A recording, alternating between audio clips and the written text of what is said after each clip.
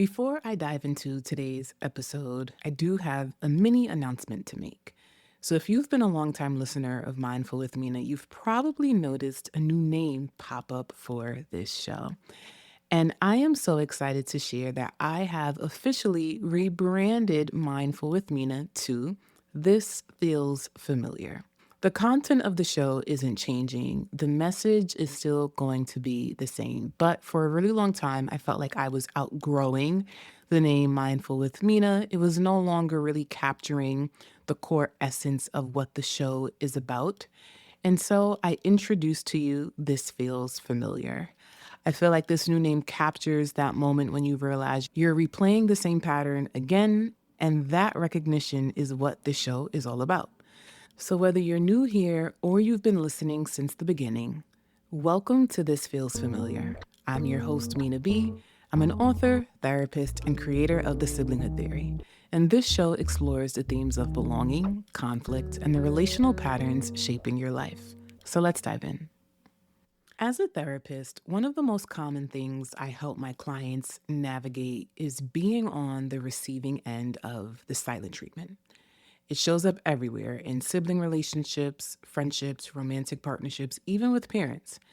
And it's one of those dynamics that can quietly erode trust and keep your nervous system in a constant state of dysregulation. So today, I want to break down what the silent treatment actually is, why people do it, and what you can do if it's happening to you.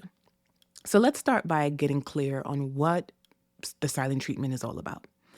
The silent treatment is when someone withdraws communication entirely. So, no text messages, they're not responding to your messages, they're not responding to your phone calls. They might be walking past you in the household. They're literally ignoring your presence. There's no conversation, and there's no explanation for why.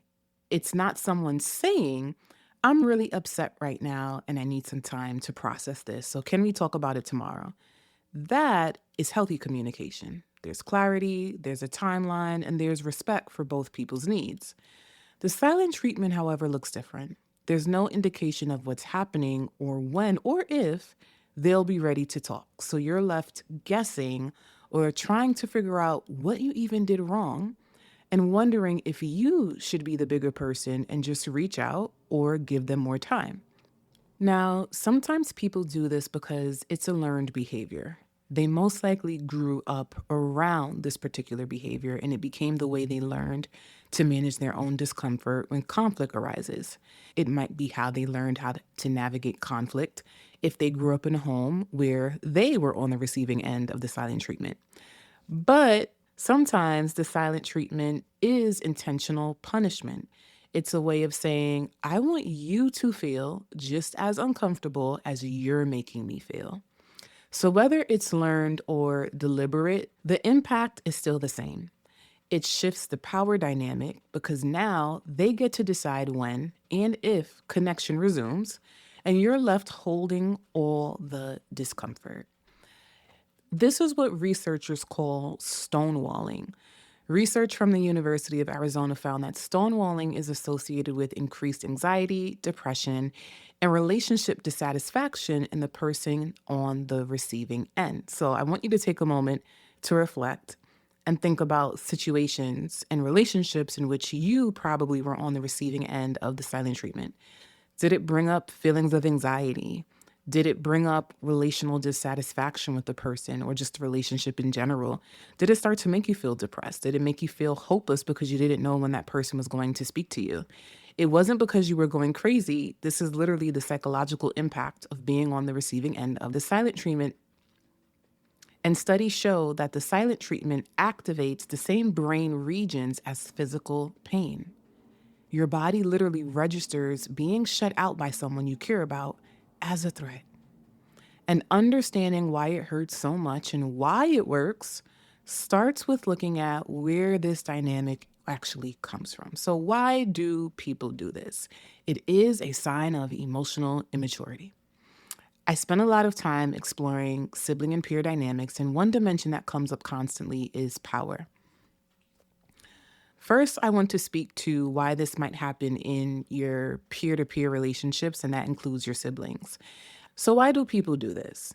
I spend a lot of time exploring sibling and peer dynamics, so I want to start there in case you've ever experienced the silent treatment from a friend or a partner or a coworker. The silent treatment is one of the clearest examples of power being played out, and I want to break it down to you.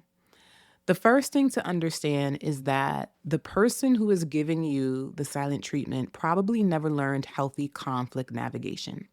So, if someone grew up in a home where conflict meant screaming matches or their parents gave each other the silent treatment, they didn't see healthy communication models. And this behavior often gets passed down. If your parents used the silent treatment with each other or even with you, that's what you and your siblings learned. It became the blueprint for how conflict gets handled in your family. You learn that expressing hurt makes you vulnerable, and vulnerability feels dangerous. So silence becomes what feels like the safest option and a way to protect yourself from pain. Another reason why someone would give you the silent treatment is because it worked in the past. It may have worked in the past with someone else, or it may have worked in the past with you. If someone used the silent treatment in the past to get what they wanted, maybe an apology, attention, or even compliance, then the behavior was reinforced. People around them accommodated just to end the discomfort. I want you to think about the times that you have engaged in people pleasing because maybe being on the receiving end of conflict was so uncomfortable for you that now you find yourself apologizing and not even knowing why. You don't even know why there's conflict, but you just want to accommodate the person because you just want whatever is going on to come to an end. So over time, the people who are initiating the silent treatment learn that shutting down gets them the results they're looking for. It gets them the apology that they want. It gets them the attention that they want, or whatever it is that they're trying to seek with their power, they're going to get it because it's working with how people respond to them. Another reason why people do this is because they're emotionally immature. People who rely on the silent treatment often can't regulate their own emotions. They can't communicate their needs directly, and they can't sit with the discomfort of conflict without weaponizing their withdrawal. At its core, silence can be a weapon, which is why research also classifies stonewalling, aka the silent treatment, as a form of abuse. It keeps you off balance. It forces you to come to them, and it ensures they get to decide when the relationship resumes. Someone can decide that they don't want to talk to you for a whole entire week or even a month, and they have the control to dictate and decide when conversation can resume. Research on attachment styles show that people with avoidant attachment patterns are more likely to use stonewalling as a way to create distance and maintain control when they feel emotionally overwhelmed. Now, I want to take a moment to talk about what this does to you, the person on the receiving end of the silent treatment, because the psychological effects are real and even measurable. You might notice that you start to feel anxious around this person. You start asking yourself, what did I do wrong? Did I say something that hurt them? Should I have handled that differently? Your brain starts to go into overdrive trying to solve a puzzle, and you don't even have all the pieces to it. They're literally holding on to some of the pieces and they're hiding it behind their back. And that's how I like to look at the silent treatment, where you start questioning things, and because they're not giving you any information, you find yourself ruminating on the situation and you find yourself constantly feeling anxious. Your nervous system is dysregulated and you're trying to figure out, what did I do? Another thing that comes up is you start to doubt yourself. You start to ask yourself if you're overreacting to whatever the conflict was, because maybe you do know the antecedent to why they're behaving the way that they are. And you might ask yourself, maybe I overreacted to the situation. Maybe I was being dramatic. You might also say to yourself, maybe you're being too sensitive, right? Think about the times where you start to question your own reality because of their behavior. And I want you to understand that this is not an accident. The silent treatment can be a form of gaslighting. When someone refuses to acknowledge what happened, refuses to engage with your version of events, and refuses to give you any critical information To help you understand why they're upset, you start questioning whether your perception of the situation is even valid. Did that conversation actually go the way I remember it to go? You might start asking yourself that. Another thing you might ask yourself is, am I making this bigger than it is? Their refusal to communicate becomes a way to distort your reality. Another thing that happens is you become hypervigilant. So you start scanning for signs that they're still upset. If you're living in a home with them, let's say this is your partner or your sibling, you hear the door open and you're wondering, all right, if I go outside, are they going to be upset with me? Are they going to want to have breakfast with me? Is it going to be okay for us to sit in the living room together? Can I walk past them without getting the cold shoulder? Should I say good morning? I really want you to think about how uncomfortable being around that person can be for you. You start analyzing every interaction, every tone of voice, every delayed response, and it becomes exhausting. And you carry the emotional labor of trying to fix something you may not have even broken. You apologize for things you're not sure you did, you over explain yourself, and you even shrink to make them comfortable again. Research published in the Journal of Social and Personal Relationships found that people who experience the silent treatment report significant increases in anxiety and decreases in self esteem. That's important because, like I said earlier, the silent treatment can be a form of abuse. So now you see it as you're the problem in the relationship. You're not good enough. You're not worthy. Because when there's tension and when there's hardship, look at how you're treated. And you take it personally and you say, it must be me. I'm not lovable. I'm not worthy. I'm not good enough because every time something goes wrong, this is how I get treated. This isn't just discomfort happening to you, it's a pattern that erodes your sense of self over time. The damage goes deeper than a single incident. Over time, this pattern teaches you to walk on eggshells. You start managing their emotions preemptively, anticipating their silence, shrinking yourself to avoid triggering them. You become responsible for their emotional regulation, and that makes authentic connection impossible. So, I want to talk about how the silent treatment can show up in different types of relationships because naturally we might think about the parent child relationship, especially if you were raised by an emotionally immature parent.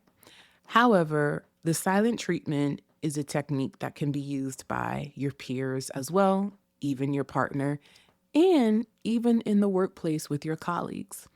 So, I want to start off with helping you see how it shows up in your sibling relationships because it can start early in your sibling dynamics and never stop. So, maybe you had a sibling who would stop talking to you completely when they didn't get their way. They'd refuse to play with you or share something with you. They wouldn't respond when you tried to engage with them. They act like you didn't even exist until you apologize to them. Even when you weren't sure what you did wrong, your parents either ignored it or made you fix it just to keep the peace. And now, as an adult, the pattern hasn't changed. So if you set a boundary, suddenly you might notice that they're not talking to you for months. They're not responding to text messages. You can't make it to a family event and they won't speak to you for weeks. If you share good news, they may go completely silent. And sometimes your family might expect you to be the one who reaches out and repairs whatever the conflict. Sometimes when a sibling is experiencing jealousy or rivalry or resentment and they don't know how to have healthy, open conversations with people to engage and repair, they might utilize the silent treatment as a way to get what they want.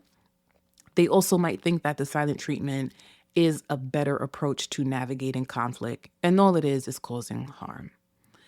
In friendships, it might show up when you can't prioritize someone the way that they want you to. You might notice that your friends will shut down and not want to talk to you about things that feel hard. So you can see the behavior. You can see them being passive aggressive. They're not saying anything to you. They're not really responding the way they normally respond. Maybe they're not responding at all. And you notice that when you do try to have a conversation with them, they minimize something's wrong or they just don't speak to you at all. especially if it's via text, because I find that a lot of people utilize text messages as a way to weaponize the silent treatment. And we can easily say, well, I've been busy or I have a lot going on. I don't always have to be responsive via text. And next thing you know, a week goes by, 2 weeks goes by, or 3 weeks go by, and you haven't heard from the person. Now, when it comes to romantic relationships, you might notice that your partner shuts down in the middle of conflict and refuses to engage. Maybe days go by with no conversation, no acknowledgement of the conflict, no acknowledgement of you. You're sleeping in the same bed with somebody who won't even speak to you. You're waking up and having breakfast with someone who is acting like they don't want to be around you. Affection gets withheld as punishment. And research shows that stonewalling can actually impact relationships deeper than anger or criticism. I also want to highlight how this can happen in the workplace. This can look like a colleague deciding to stop responding to your emails based off a particular situation. And again, you may not even know what the situation is. You had a team meeting, and next thing you know, after the team meeting, they went ghost on you. Maybe you have their cell phone, you're checking in with them, they're not responding. You notice that they're not responding to any of your emails, and you may even notice that when you are in the office with them, it feels a little hostile.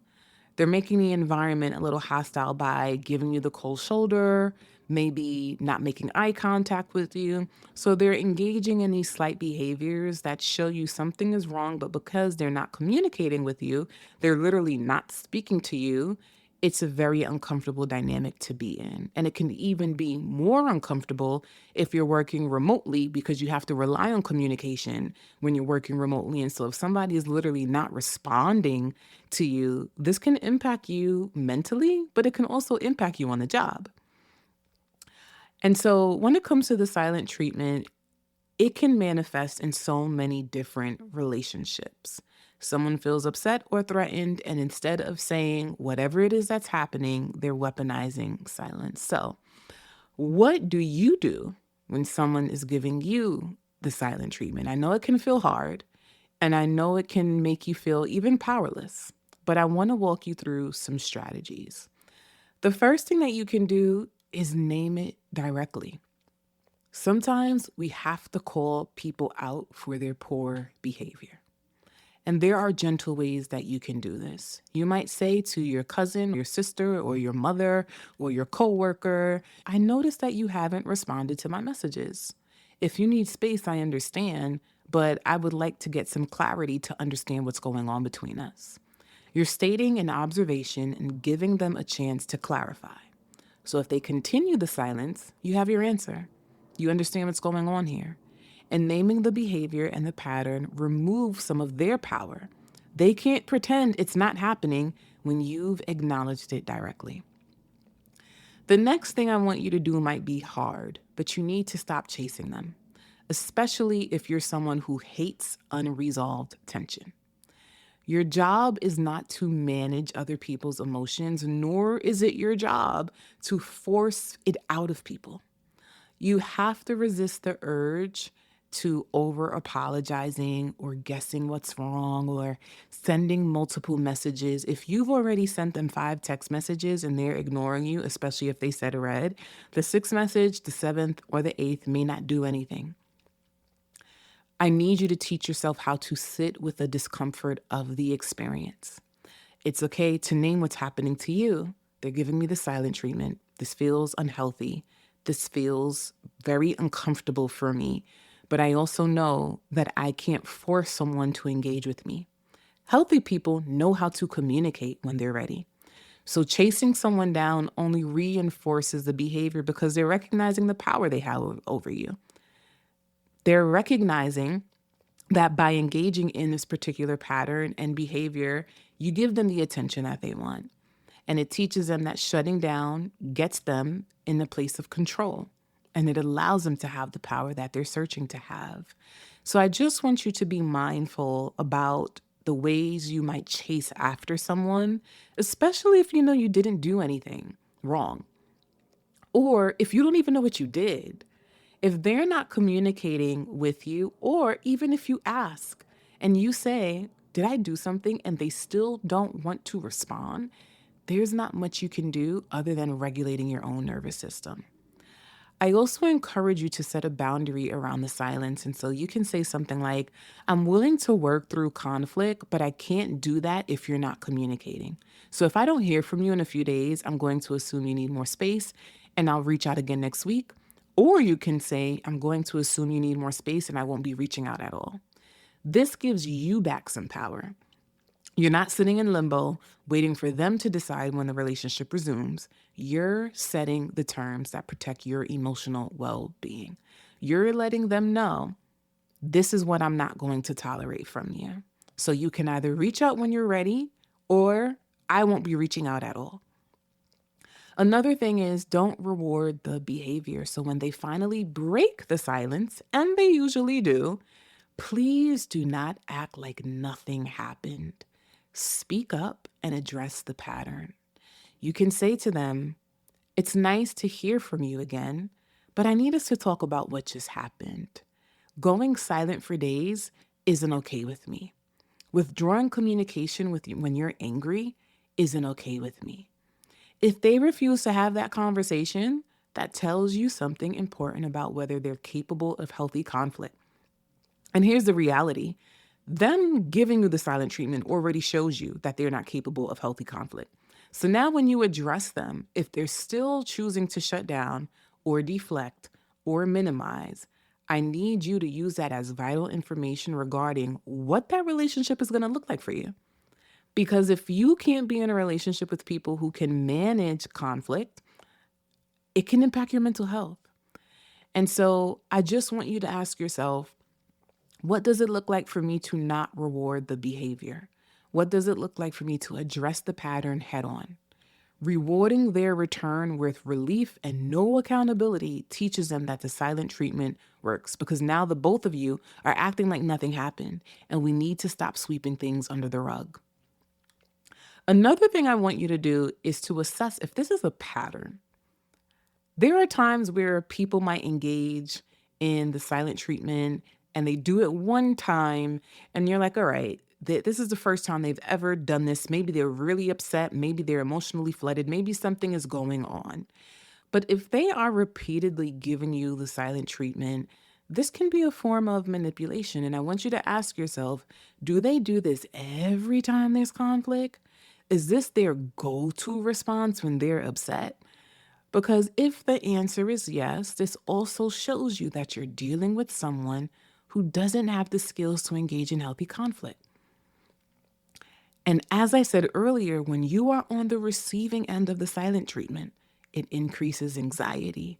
It increases relationship dissatisfaction. It can also lead to feelings of depression. And this is vital information that you need so that you can decide how much of yourself you're willing to invest into this relationship if this person is showing you how they navigate conflict. So pay attention to patterns because when somebody does something once, we can maybe say it was a mistake or we can try to read into that behavior to assess what was going on for them. But when somebody has a habit of doing the same thing over and over and over again, you need to pay attention to that. The next thing that you need to do is figure out how to protect yourself. This might mean limiting your emotional investment with people who use silence as a weapon.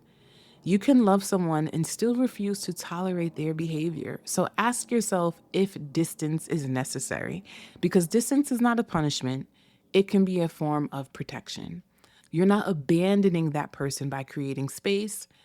It's important to look at it from the perspective of you're choosing to take care of your mental health, and this is a form of survival for you. So if you are in relationships with people who consistently give you the silent treatment, as I said, they're consistently showing you that they engage in poor conflict resolution.